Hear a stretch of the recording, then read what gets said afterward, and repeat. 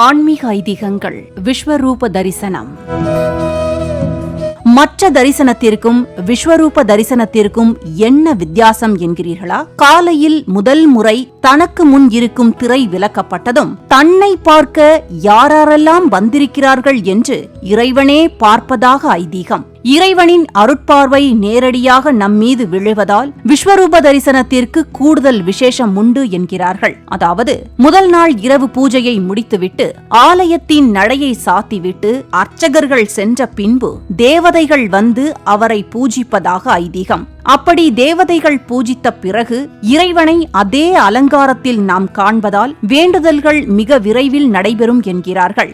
ஐந்தெழுத்து மந்திரனை போற்றி பாடுவோம், அவன் திருவருளை அடைந்து ஆடி பாடுவோம். ஐந்தெழுத்து மந்திரனை போற்றி பாடுவோம், அவன் திருவருளை அடைந்து ஆடி பாடுவோம். சிவனை நினைந்திருந்தால் துன்பம் தீருமே, சிவனை நினைந்திருந்தால் துன்பம் தீருமே. திருவடியை சரணடைந்தால் இன்பம் பொங்குமே, அவன் திருவடியை சரணடைந்தால் இன்பம் பொங்குமே.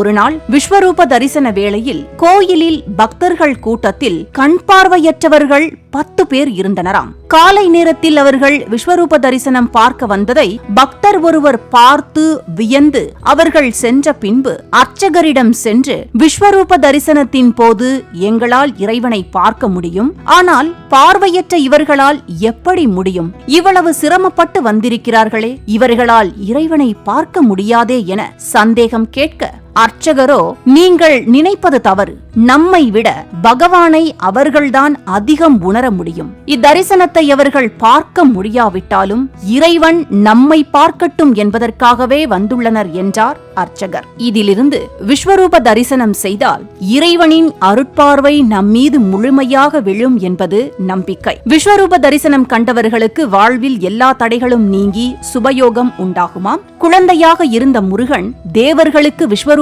தரிசனம் அளித்த செய்தி கந்த புராணத்தில் கூறப்பட்டுள்ளது. போர்க்களத்தில் சூரபத்மனுக்கும் விஸ்வரூப தரிசனம் தந்த பின்னரே அவனை ஆட்கொண்டு அருள் புரிந்தாராம். இந்த தரிசனத்தின் போது முருகனின் சேனை தலைவர் வீரபாகு முருகப்பெருமானின் உடலில் 14 உலகங்களையும் தரிசிக்கும் பேறு பெற்றாராம். இதன் அடிப்படையில் தினமும் அதிகாலையில் திருச்செந்தூர் கோயிலில் நடக்கும் விஸ்வரூப தரிசனம் மிகச் சிறப்பானதாக கருதப்படுகிறது. பொய்கை வளநாடு கண்டு மலை மேலிருந்த குமரா, எனக்கு ஒரு பேரும் இல்லை, உமையாழ்தனுக்கு மகனே.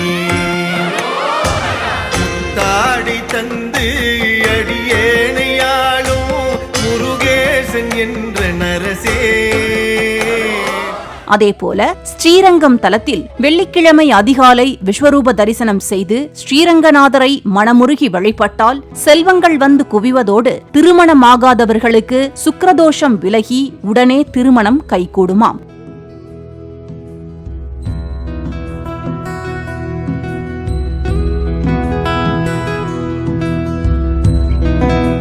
நேயர்களே, இன்றைய ஆன்மீக ஐதீகங்கள் நிகழ்ச்சியில் விஸ்வரூப தரிசனம் பற்றியும் அதனால் உண்டாகும் பலன்கள் பற்றியும் அறிந்து கொண்டோம். இறைவனை நாம் பார்ப்பதை விட இறைவன் நம்மை பார்ப்பது முக்கியம் அல்லவா?